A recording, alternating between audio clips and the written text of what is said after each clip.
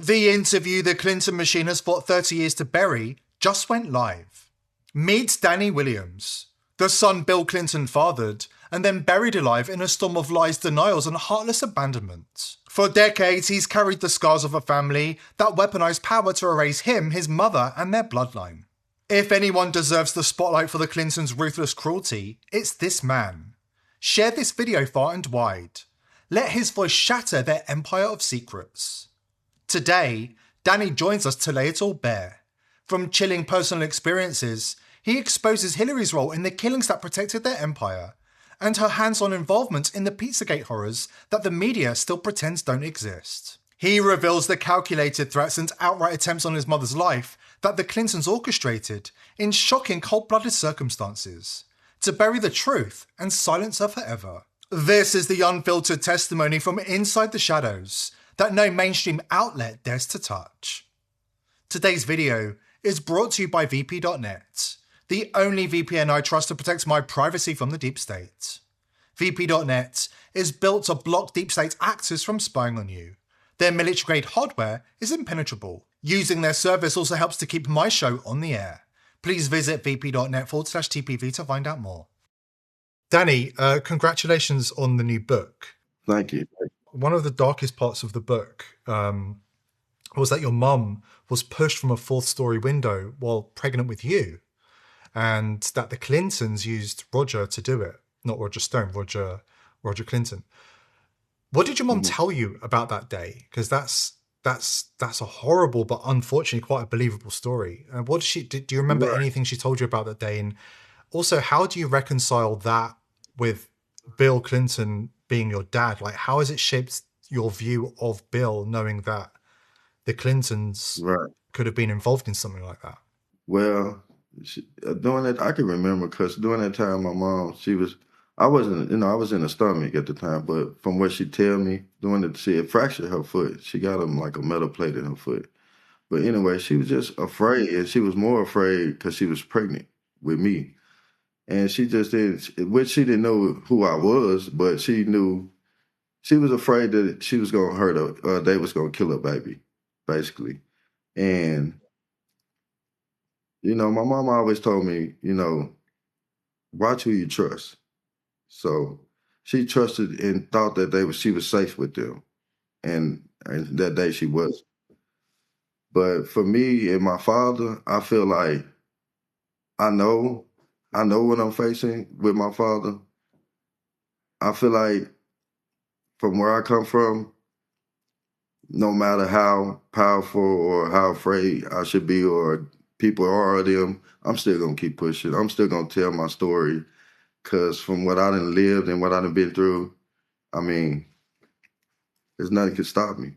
You're not scared of your dad. You're not scared of Bill. I mean, not far as being scared. I done lived to make it this age as of right now. He never was there at none of my childhood. So, which he was absent and my mom was absent. So I was taught how to survive basically through my aunts and from far as to what they could do to help in my teen years of me surviving on my own. So it's not about being scared. It's about, honestly, being you. I got to keep being me. If anybody's scared, it's probably him. He hasn't acknowledged you. Never. He has never acknowledged it. The more I can get, the more immediate coverage I can get and say that this man, my father, he never stepped to the light and say, hey, he's not my son. But he should call me. He should, step to the plate somehow, some way. A lot of people close to Hillary over the years have died under really suspicious circumstances. I don't know if you know about the Clinton hit list, the Clinton suicide list. Do you hold her responsible in any way for what happened to your own mom? Well, I'm not sure none of that, and I wouldn't personally, hold her responsible. But I do feel they have some place in the part of keeping me a secret, so I hold that responsible. Your mum was really open with you about what she called Bill Clinton's degeneracies and the things that she saw during their time together. With everything happening with Epstein, can you share any of the stories that your mom told you about what he was really like back then? Yeah, my mom, she told me, casual stories about the cabinet trips, how he got the bald eagle tatted on his ass, butt cheek. I ain't gonna cuss on there. So, but yeah, and I mean, it's a lot. I just don't want to put it all out there. My mom a strong woman. Have you heard about the Pizzagate allegations about Hillary? What do you think when you hear all that kind of talk? She's your stepmom. Right. Bill Clinton's your dad. I mean, it makes your mind wonder. I mean, it make my mind wonder so much, but I believe a lot of it. I believe a lot of it because, you know, like I say, with my story. And I mean, I'm just blessed to be still alive. You can believe it.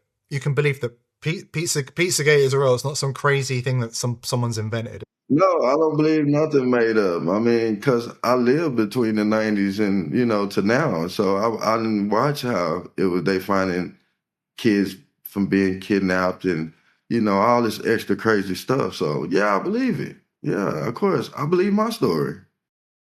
Don't go anywhere. Danny's about to drop the bombshell that could touch the Clinton legacy forever.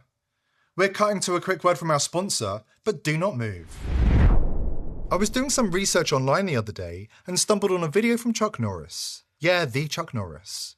The guy is 85, but says he feels 50 and still kicking ass.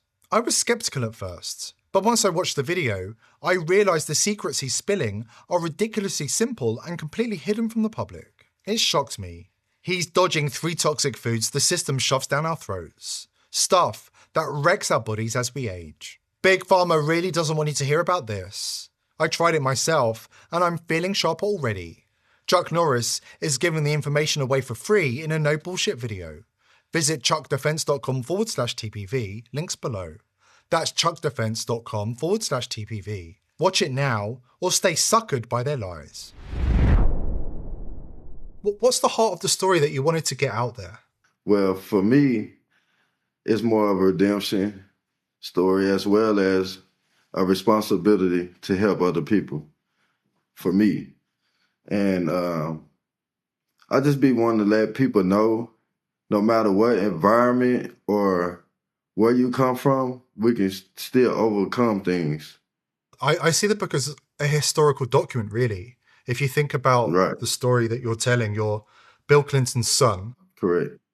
You're like the antidote to all of the horror stories that circulate about the Clintons. You're like the beacon of hope. You're the person that could come in and sort that family out. You could teach them some lessons. I mean, I'm raised, you know, like I say, my grandma was in our house, so I'm raised obedient. So I hope I can teach a lot of people, especially from my book. So I'm hoping, you know, the future kids that's reading this, there's people coming up onto this, that it teaches a lot of us, you know what I'm saying? So if I can teach my family, like my father and them, anything, I mean, of course, I'm willing to do it, but I'm hoping for sure to motivate my readers and people that, that read my book and it touched them. So, well, it's really obvious from reading your book that it comes across that your mum really loved you. What's the one thing that she taught you that kind of still sticks with you to this day? Well, my mom taught me how to really deal with criticism. So she taught me not to let too much of my emotions take over and to, always stay positive. So, like, my mom taught me how to stand strong. And today it stick with me. And what about your aunts? I read about Lucille and Shirley, and you said that they were there when nobody else was. What did they do? How did they hold things together for you? Basically, they was most of the provider of my family. My Aunt Shirley was the head provider because during the time I was growing up, my grandma was getting old and getting sick. And that was my protector. My Aunt Shirley, my role model. My Aunt Lucille was more of my protector, but she always pushed me to let me know who I was, you know what I'm saying, and to tell me to keep pushing my story. This at a young age, she always told me, she even took me to try to go to the governor mansion with my father. So we've been, trying to keep this story alive. You've been through all of that. You've had this childhood, and it's not been a walk in the park. And then Roger Stone comes into your life and you guys connect. And Correct. Yeah. how did you meet, for a start? How did you meet Roger?